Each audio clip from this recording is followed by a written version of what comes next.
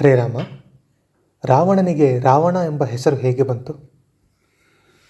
ರಾಮಾಯಣದ ಉತ್ತರಕಾಂಡದ ಪ್ರಕಾರ ಅವನ ಹುಟ್ಟು ಹೆಸರು ಅದಲ್ಲ.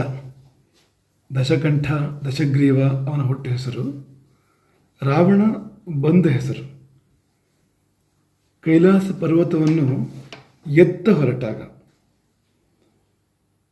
ಕೈಲಾಸ ಪರ್ವತವು ಚಲನೆಗೊಂಡಾಗ ಶಿವ ತನ್ನ ಪಾದಾಂಗುಷ್ಟದಿಂದ ಆ ಕೈಲಾಸ ಪರ್ವತವನ್ನು ಒತ್ತಿದಾಗ ರಾವಣನ ಭುಜಗಳು ಕೈಲಾಸ ಪರ್ವತದ ಕೆಳಗೆ ಸಿಕ್ಕಿ ಹಾಕಿಕೊಂಡವು.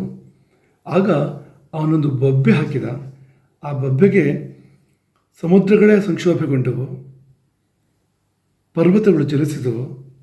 ಪ್ರಳಯ ಕಾಲದಲ್ಲಿ ಸಿಡಿಲು ಬಿತ್ತೋ ಎಂಬ ಭ್ರಮೆ ಪ್ರಪಂಚಕ್ಕೆ ಉಂಟಾಯಿತು. ದೇವತೆಗಳು ತಮ್ಮ ಸ್ಥಾನದಿಂದ ಚಲಿಸಿದರು. ಇಂತಹ ಒಂದು ಬೊಬ್ಬೆ ಏನಿದೆ, ಆ ಬೊಬ್ಬೆಗೆ ಶಿವ ಕೊಟ್ಟ ಹೆಸರು ರಾವಣ. ರವ ಅಥವಾ ರಾವ ಎನ್ನುವುದು ಶಬ್ದವನ್ನು ಹೇಳುತ್ತೆ.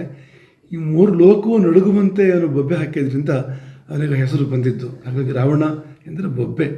ಅವನು ಹೋದಲ್ಲಿ ಬಂದಲ್ಲಿ ಬೊಬ್ಬೆ. ಅವನು ಬೊಬ್ಬೆಗೆ ಅವನ ದುಷ್ಕರ್ಮಗಳಿಂದ, ಅವನ ದೌರ್ಜನ್ಯಗಳಿಂದ ಜನರು ಕೂಡ ಬೊಬ್ಬೆ ಹಾಕುವಂತೆ ಆಗಿದ್ದರಿಂದ, ಎಲ್ಲಿ ಹೋದರಲ್ಲಿ ಬೊಬ್ಬೆಯನ್ನು ಆತ ಇಳಿಸಿದ್ರಿಂದ ಅವನಿಗೆ ಆ ಹೆಸರು ಬಂದಿತ್ತು.